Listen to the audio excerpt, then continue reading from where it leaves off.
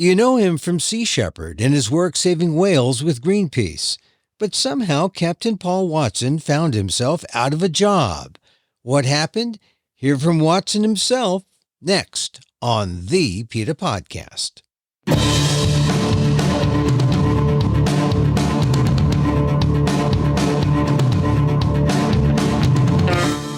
Welcome to the PETA Podcast. I'm Emil, Guillermo, your host for this inside look at animal rights, brought to you by PETA, the largest animal rights organization in the world. On today's episode, Captain Paul Watson of Sea Shepherd and Greenpeace fame.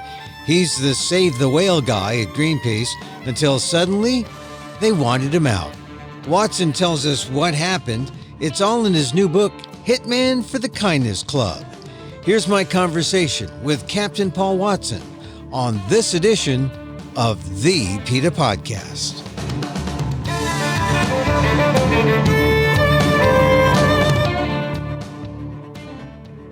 I'm taken by the title, Hitman for the Kindness Club. Right there, you got me. Oh, do you want to know the origin of that title? Well, Hitman for the Kindness Club almost begs for a question. Well, when I was 10 years old, I was a member of the Kindness Club, which was a group that was set up by the wife of the Premier of New Brunswick in Canada, the very conservative Premier, but his wife set up the Kindness Club to, just to instruct children to be kind to animals. And I was a member of that. And later, about 12 years later, I was leading the campaign to protect seals on the east coast of Canada. And on the way back from the campaign, which got a lot of publicity, I stopped by to see Ida Fleming and, to visit with her. And as I left, she said, "You've become the hitman for the Kindness Club." Ah, and it stuck, right? Yeah. But I think it's just that, through the years since I was 11 years old until now, it just the book is a recounting of all the various activities. I'm pretty much known for protecting whales and seals and things on the ocean, but over the years I've been involved with wolves and elephants and bison and domestic animals and rescuing rabbits. So there's all those things. So a lot of those stories I'd never told before. Yeah, I noticed that in your book. It really is a childhood journey through your career as an activist, not just as a kid, but you're an activist at a very young age. And you were remarkably bold, I thought. You pulled a BB gun out of another boy's hands when he was shooting birds, you mentioned? Dixie Ray, the former governor of deceased governor now of Washington State, she wrote a book called Trashing the Planet. And she said, evidence of Watson's insanity can be found that when he was 12, he shot a boy in the rear end with a BB gun who was about to kill a bird. She said, any boy that would shoot another boy to protect a bird has to be crazy. And I said to her, well, in my neighborhood, every boy shot every other boy with a BB gun. I just happen to have a practical reason to shoot the kid that I did. So it happened. It was real. Yeah. Yeah. And no qualms. How old were you? 12? I was 12 at the time. Yeah. But I saved the bird. So that was good. Yeah. And what did your mom say? Or what did your parents say? Paul, really? BB gun?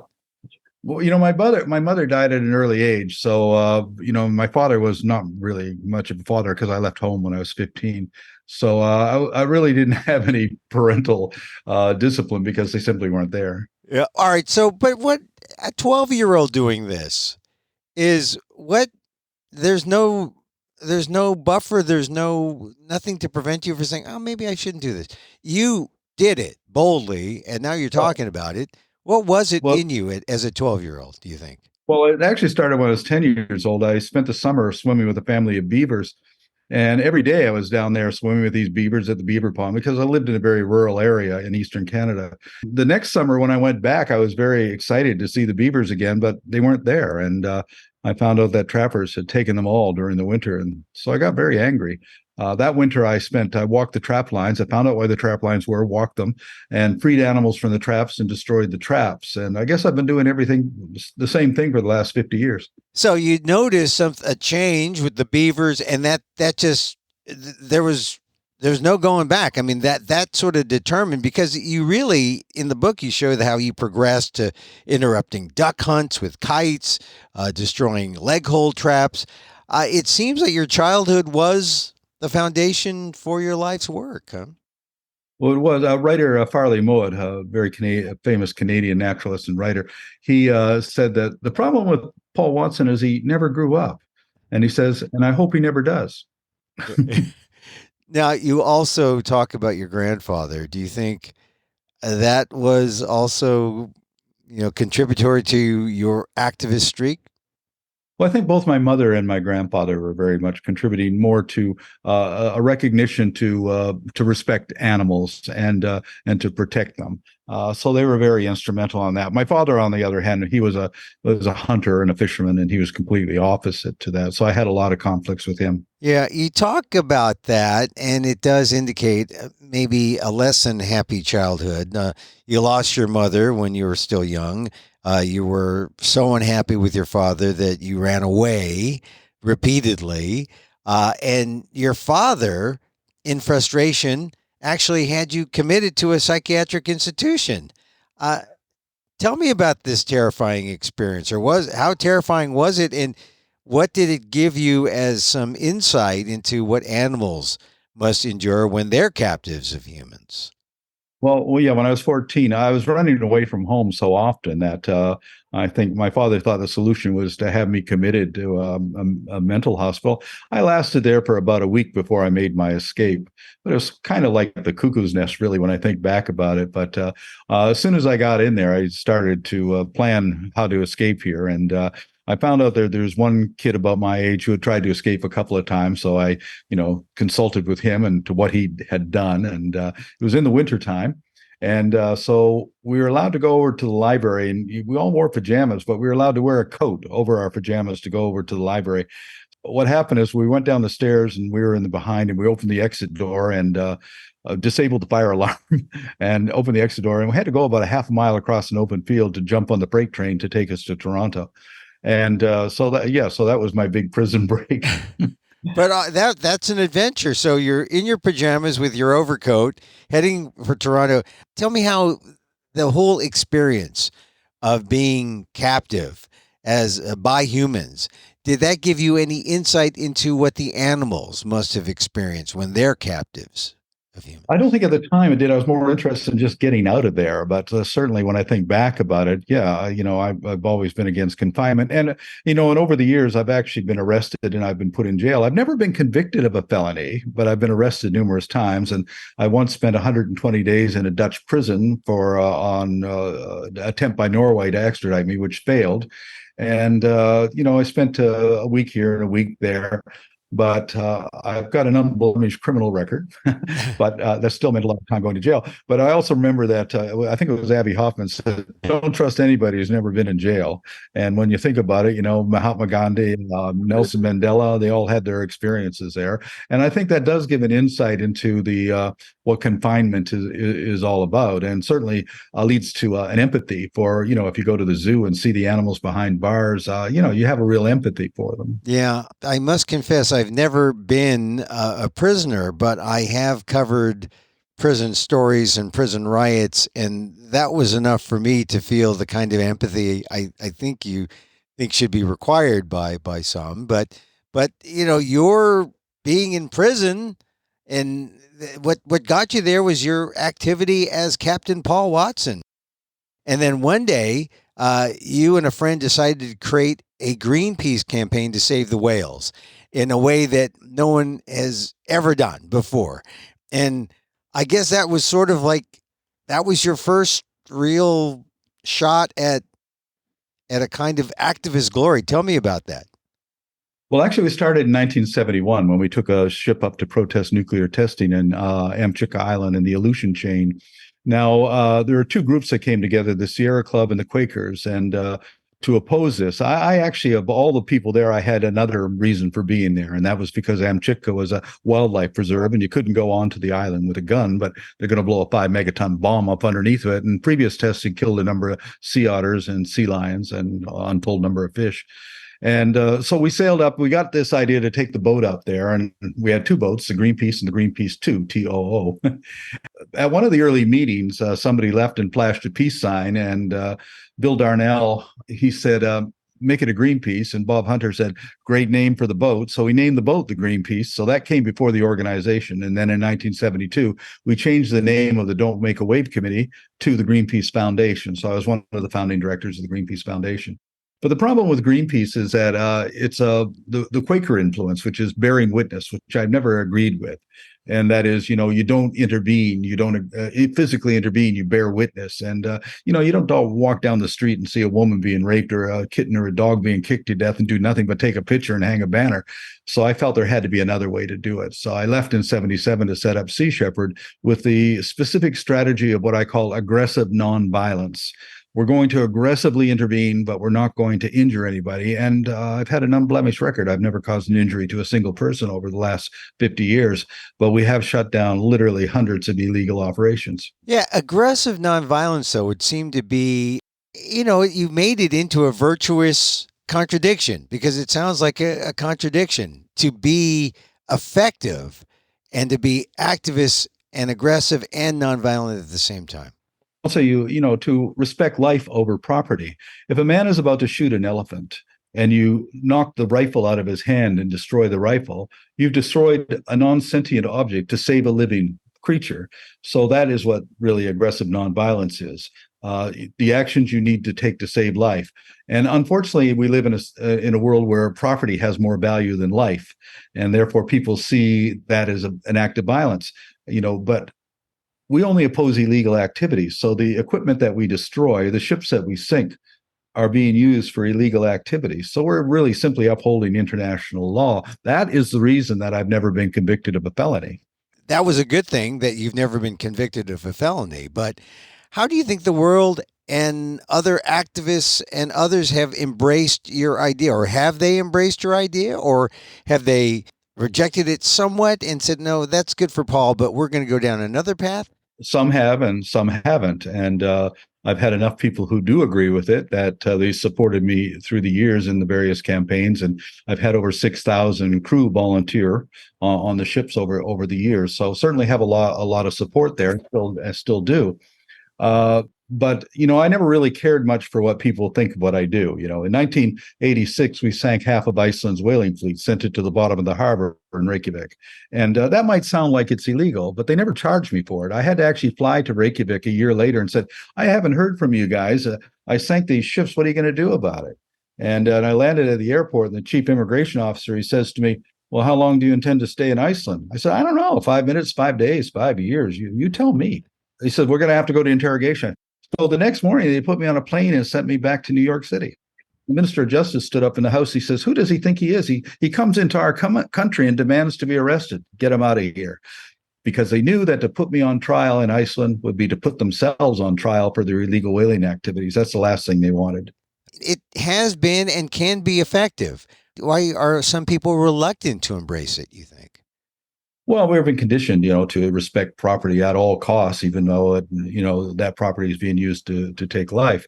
But at the time we sank those ships, I had a former colleague from Greenpeace. He said to me, well, what you did in Iceland was reprehensible and it was criminal, which it wasn't. And he said, and I said, yeah, so what?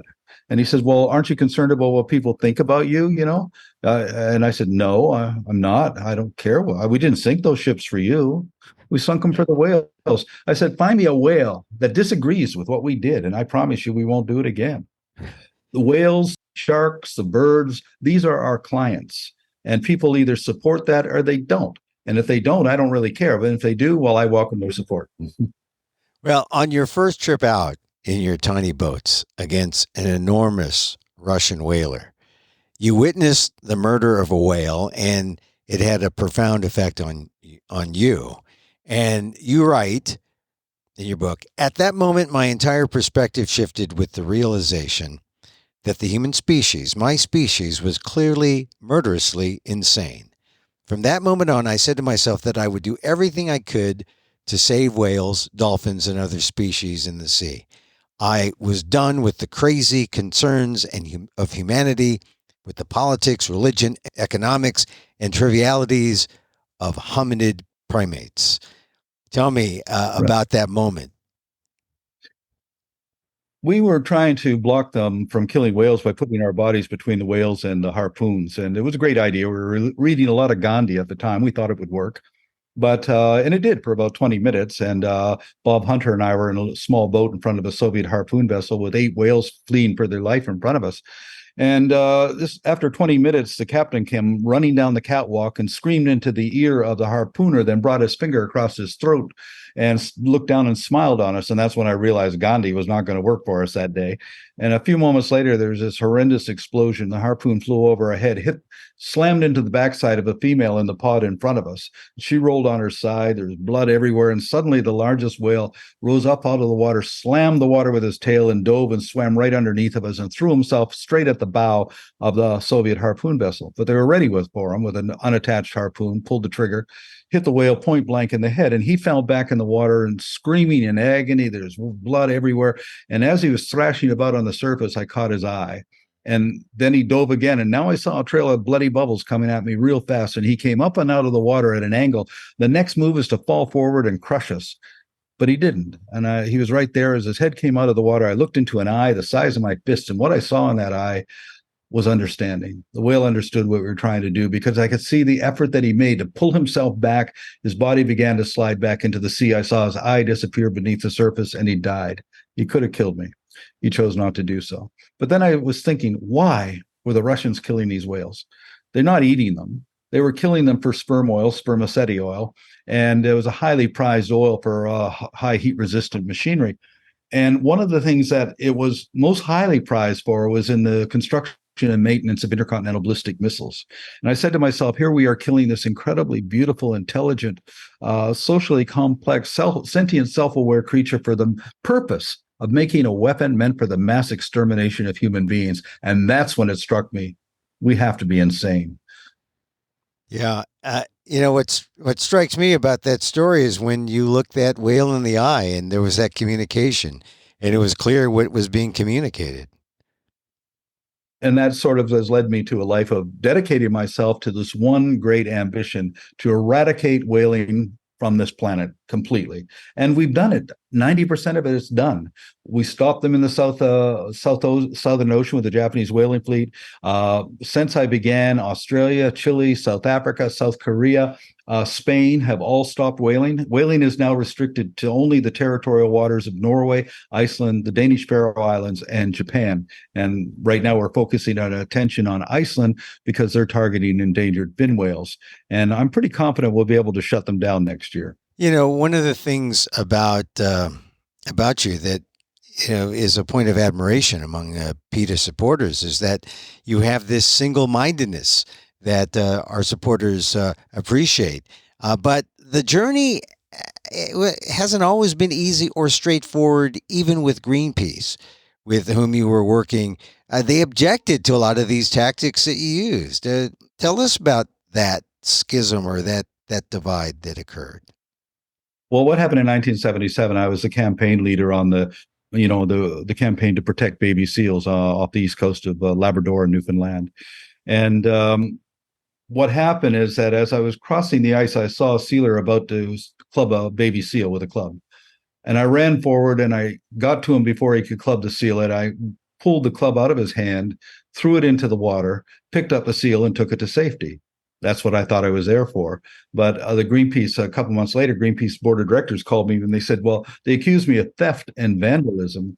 So you stole that man's property. You destroyed his property. I said, it was a sealing club. Of course I destroyed his property. And I saved the life of the seal. And that's why I thought I was there. And if I have to do it, if I had to do it over again, I would do it over again. And they said, well, I don't think you really understand what Greenpeace is all about. And I said, oh, I understand. I just don't want to be part of it. So, I don't want to see whales die. I don't want to see baby seals being clubbed. I want to intervene. I want to protect them. And it was those Greenpeace Quaker values that got in the way again, I guess. Yeah, and they're always using that saying like as some sort of self-righteous, sort of holier than thou attitude and everything. To me, it's cowardice, is what it is. So eventually, you got your own ship, the Sea Shepherd, paid for by TV critic, writer, animal rights advocate Cleveland Amory. and you began your own organization of the same name. What strikes me in reading about all the work you did, both on and off the ship for many species, is that being an effective activist requires planning and strategy and also a nimbleness, an ability to think on your feet. You've got to be able to just go spontaneously and respond to these unexpected situations. Can you speak to that? Well, I think you also have to be look at what you're doing as sort of an adventure, and be happy to do it, happy to take the risks and everything. People always ask me, how can you ask young people to risk their life to protect a whale? Because that's what I asked my crew. I said, are you willing to risk your life to protect a whale? And if they say no, then I said, well, then we don't need you. And I say to people, why is that so hard to understand? We ask young people all the time to risk their life, to give their life for flags and real estate and religion and oil wells. I think it's a far more noble thing to risk your life to protect a whale or a habitat. And so I think the problem is that we all have this anthropocentric point of view. We look, as a society, we look at the world through the eyes of our own species only. It's all created for us. It's all about us. We're the only species that matters. A few years ago, I got Brett Hume from the Fox Network called me up, and he was angry. He said, "Did you say at a lecture that bees, trees, worms, and whales are more important than people?" I said, "Yes, I think I did say that." He said, "How could you say something so outrageous?" I said, "Well, I said it because they're more important than people, and I can tell you why. Because they can live here without us. We can't live here without them. We need them. They don't need us. Without them, we die." And that's the law of interdependence. The strength of an ecosystem is in diversity and interdependence. And if we don't recognize that, we're not going to survive. We have to look at the world from a biocentric point of view. The fact that we're part of everything, that we're intimately connected to everything else. We're interdependent with all of these species. We don't have agriculture without bees and worms. We don't have oxygen without phytoplankton and trees. I mean, we need them.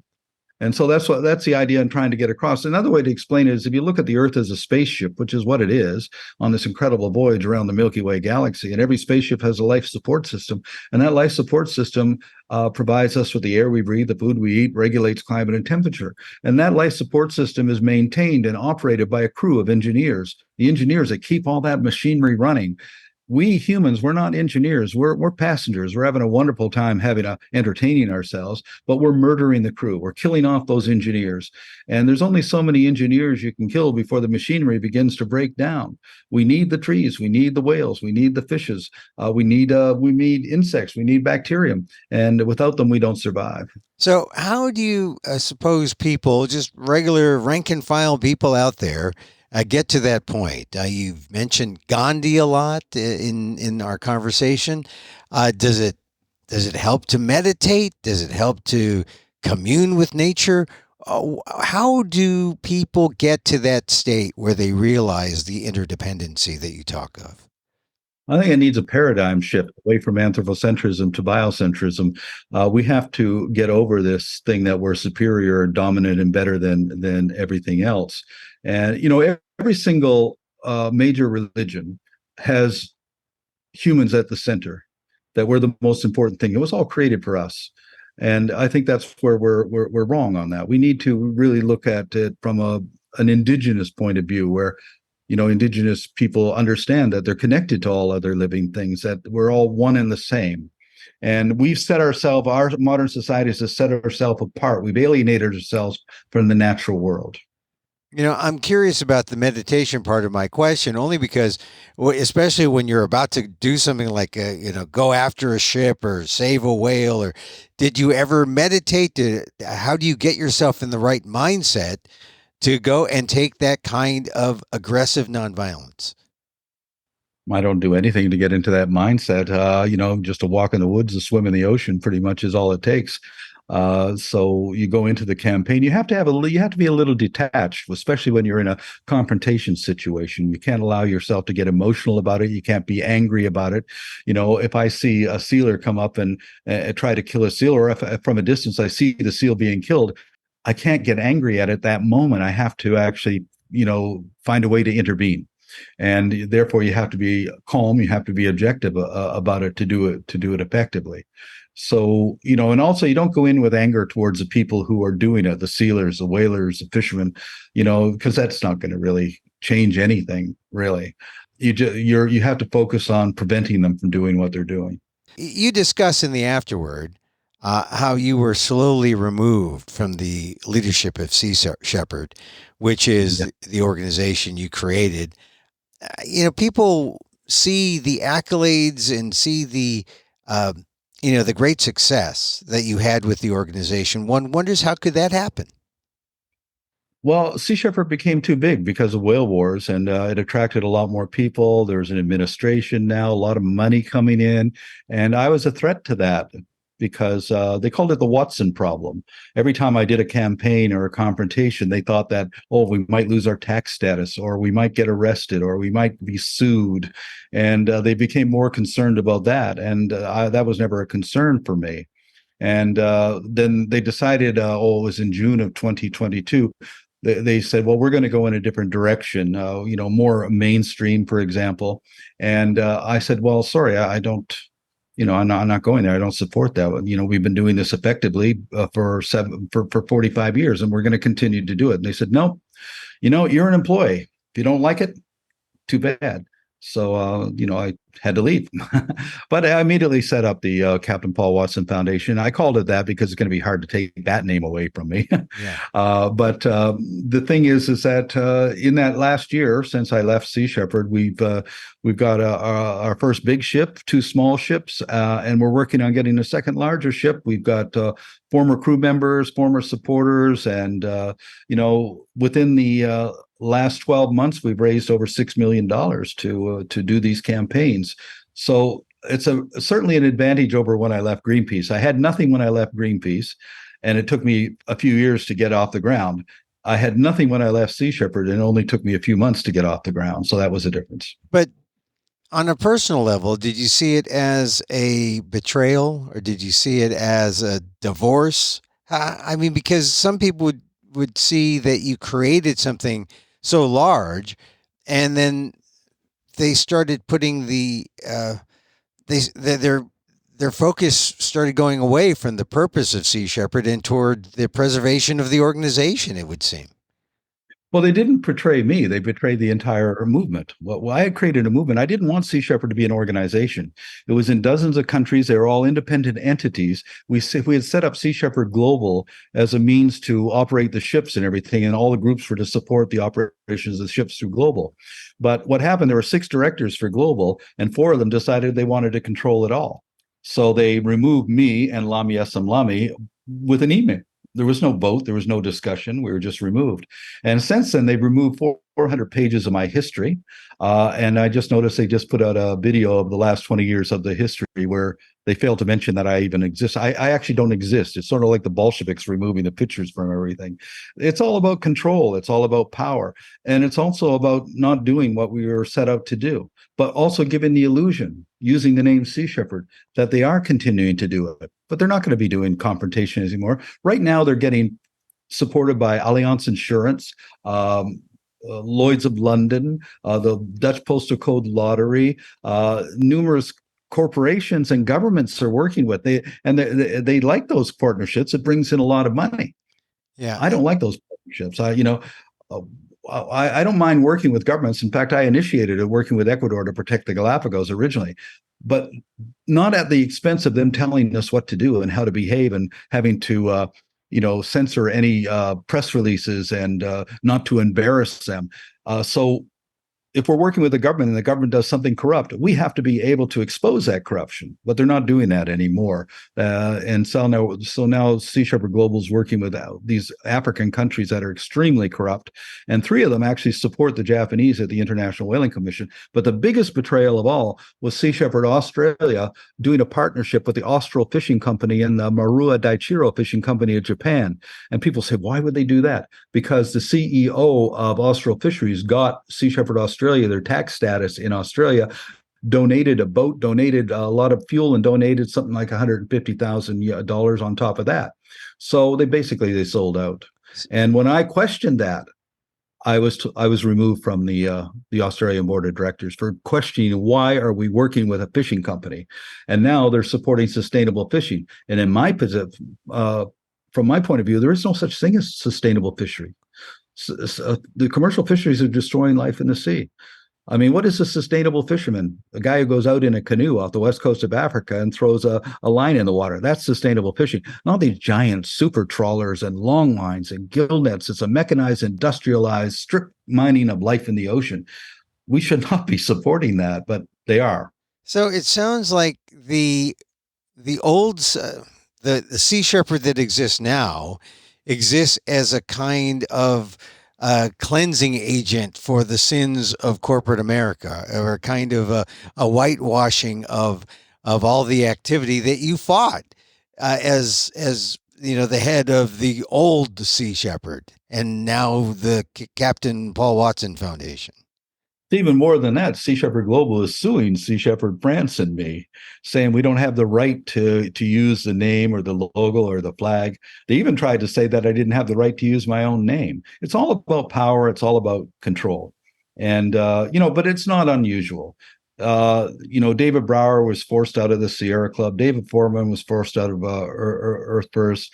Rick O'Berry was forced out of his dolphin project. That's the problem. Activists, unfortunately, and I'm guilty of this too, we're more involved and more connected with the actions and doing things. And the administrators, people who take over the administration, sneak up and stab you in the back and take control. And they want to keep their comfortable position. They want their security. And my approach is threatening to their security. Well, is it because Captain Paul Watson became this bigger than life character, that Captain Paul Watson became almost mythic with your victories, and that they needed to sacrifice you or somehow get rid of you in order to protect this institution that you had built up and that they could run? I'm still involved with Sea Shepherd France and Sea Shepherd Brazil and Sea Shepherd UK, but Sea Shepherd UK has recently changed its name to the Captain Paul Watson Foundation UK. But the Sea Shepherd France and Sea Shepherd Brazil remain true to our original approach to the idea of aggressive nonviolence. The other Sea Shepherd groups are sold out. And it's because they get well-paid jobs. They're in comfortable positions, and they don't want to. I was offered a great deal of money just to stay involved, to shut up, say nothing, don't do interviews, don't write anything, and just collect a paycheck and sit on a beach somewhere. I said, no, I'm not going to do that.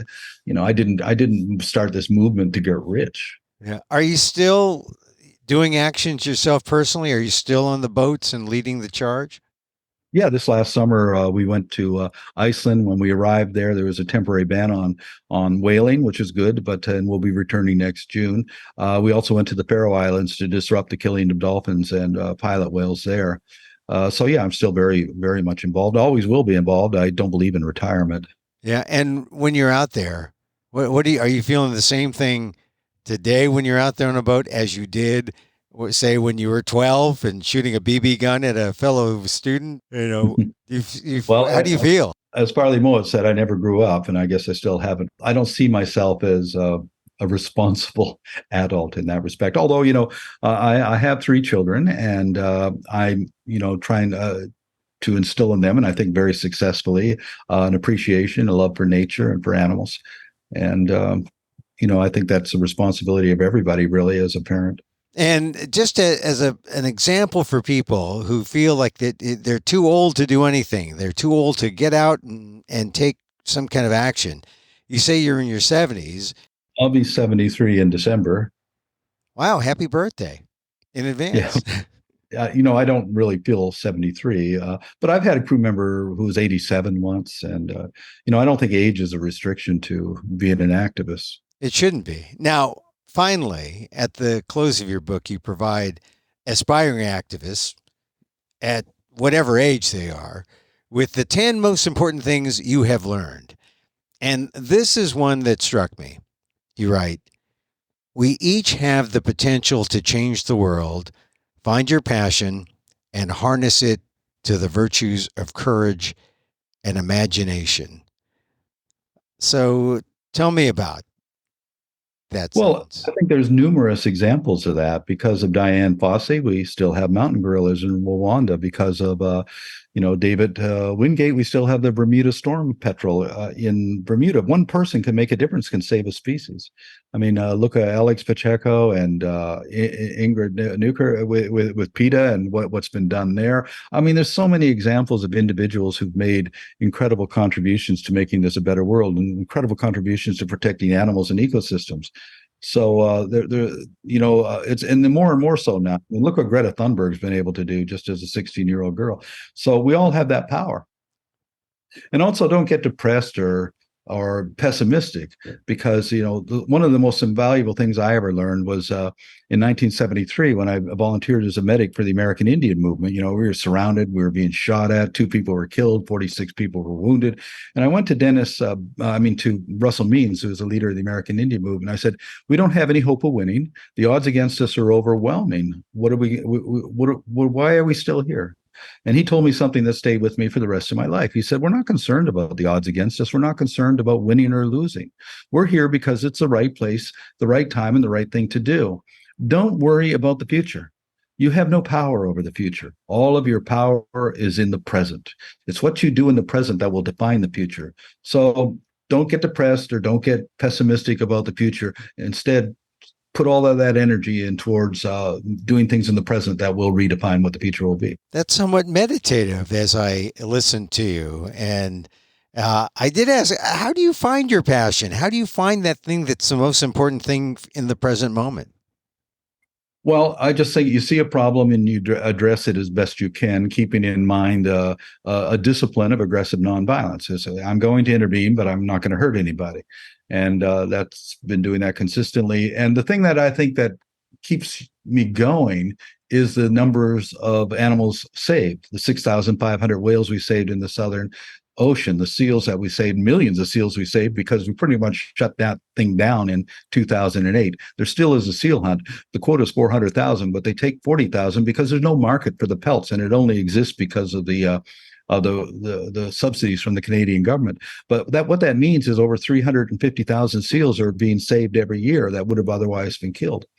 And so that's where I really get my inspiration and motivation, is in the numbers that are saved, and knowing that there are whales out there right now swimming that would not be there if it wasn't for our intervention. Well, certainly measurable results. In that sentence that I read, we each have the potential to change the world, find your passion, and harness it to the virtues of courage and imagination. Those last 3 words, courage and imagination. How do you tap into that? And why does it take courage and imagination in your mind? Well, you see a problem and you have to devise a plan. How do I address this problem? That's where the imagination part comes in. And then you have to have the courage to go forth with that plan, whatever that plan is. And you have to not be concerned about the consequences, really. In 1979, I tracked and hunted down this pirate whaler, the Sierra. It was a total outlaw whaling ship, killing everything it could find. I found it off the coast of Portugal. I chased it for 200 miles into a Portuguese port. Then I said to my crew, I said, look, all I can say is I'm going out there and I'm going to ram that vessel twice. I'm going to destroy that vessel. It's not going to kill a whale ever again. Now, I can't say you won't get hurt, but I can say you're probably going to go to jail. So I'll give you a choice. You got 10 minutes to pack your bags and get off this ship, or you can come with me. And of the 20, only two of them stayed with me. Fortunately, they were both engineers. And we pulled away and went out, and I rammed the Sierra. I put it out of commission. We got arrested by the Portuguese Navy, and I got brought before the port captain in Porto, in Portugal. And he charged me with gross negligence. And I said, Captain, there wasn't anything negligent about this. I hit that ship exactly where I intended to do it. It wasn't negligent. It was deliberate. And he laughed and he said, the problem is that I can't figure out who owns that ship. And until I find out who owns that ship, you're free to go. And so I walked out, and one of the crew members who got off, he said, well, if I knew you were going to get away with it, I would have been there with you. And I said, that's the thing. You have to do these things knowing you probably aren't going to get away with it. And it's amazing how many situations you can put yourself in, and you can walk through unscathed, that the other thing, just because you had the courage to do it. And so that's what you have to be able to do, not be worried about the consequences. In 1981, we landed in Soviet Siberia. We were the first people to invade the Soviet Union since World War II. And our objective was to get evidence on illegal whaling operations in Siberia. We went ashore. 2 Soviet soldiers are patrolling the beach, and they ignored us. Who else would be landing on a beach other than the Russians? So we went around for 45 minutes. We documented everything and just slowly walked back to the boat. And as I was pushing the boat out, one of the Russian soldiers, he's a young guy, but he came up and he said, "Что это? What is that?" And I said, "It's a Zodiac. It's a Zodiac." And he said, "It's the Mercury." And that's when I realized, oh, the Mercury outboard engine. Then he said, "American?" And I turned my back to him and began to push the boat out. And I said to the 2 guys in the boat, "What's he doing?" "He's taking his rifle down." I said, "Laugh and wave."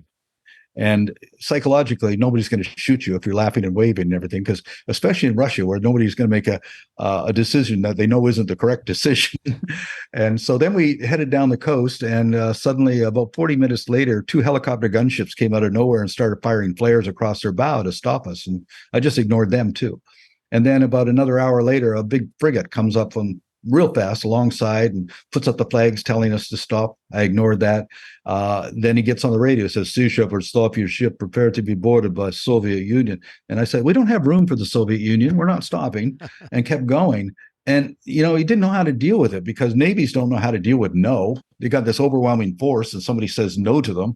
Now the only thing they can do now is fire or shoot at you. But now this guy's not going to do that unless he knows he's doing the right thing. And so by the time he was able to find out what was going on, we were back in U.S. waters. Doesn't always work that way. When we confronted the Norwegian Navy in 94, I refused to stop. And they said, "I have the orders from the highest authority in Norway to do whatever it takes to stop you." And I said, "Well, do whatever it takes." So he fired 1 shot over our top of us, another shot in front of us. I just kept going. He dropped 4 depth charges underneath of us, just kept going. And then he tried to cut us off, but he made a mistake and rammed our bow, which pretty much sliced open his hull by about 45 feet. So he did more damage to himself by doing that. And then we just kept carrying on until we reached the Shetland Islands. A 500-mile chase, couldn't get on board. So you just have to be willing to take them on. Actually, when he was about to shoot, he says, "I'm going to put the 3rd shot into your engine room. So get everybody out of the engine room." I said, "Nobody wants to go out." And I said, "By the way, I've got 13 journalists on board, so fire away." And, the power of journalism. Well, he said, "If anybody's killed, it's going to be your fault." I said, "My hand's not on the trigger.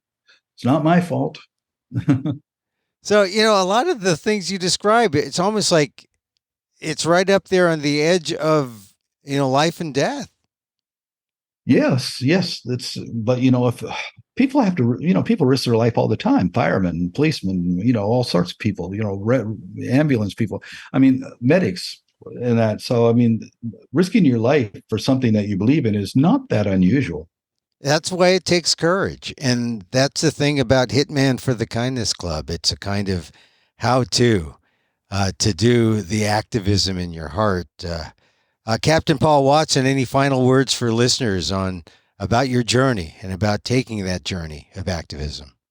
Well, I can certainly say something about PETA. PETA, ever since it began, has had no problem with, confronting people who need to be confronted. That's a great example of using your imagination. All of the various campaigns have demonstrated an incredible imagination. A lot of people in PETA I work with have been on the crew and worked with very closely. I think PETA is a good example of coming up with imaginative tactics and courageously implementing those tactics, and with great results. Hey, Captain Paul, thank you very much. Thank you for what you do.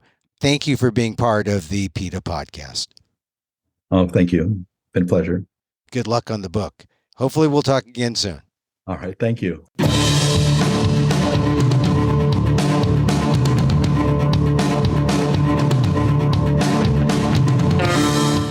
Captain Paul Watson, the man who saved the whales with Sea Shepherd and Greenpeace. His new book, Hitman for the Kindness Club. And that's our show for today. Thank you for listening.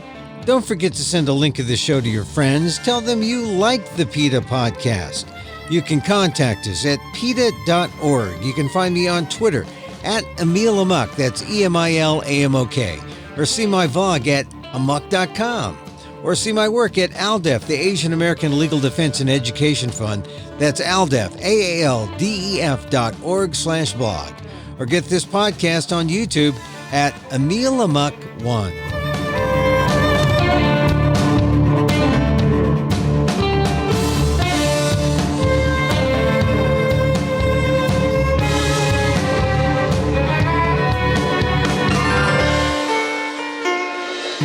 Once again, thank you for listening. Check out all our episodes on your favorite podcast app or on Apple Podcasts, where you can subscribe to, as well as rate and review the show. It helps get the word out about the issues you care about. Our music is provided by Carbon Works. Check them out on YouTube. And join us again next time for more insight into animal rights and the fight for a cruelty-free world on the PETA Podcast. I'm Emil Guillermo.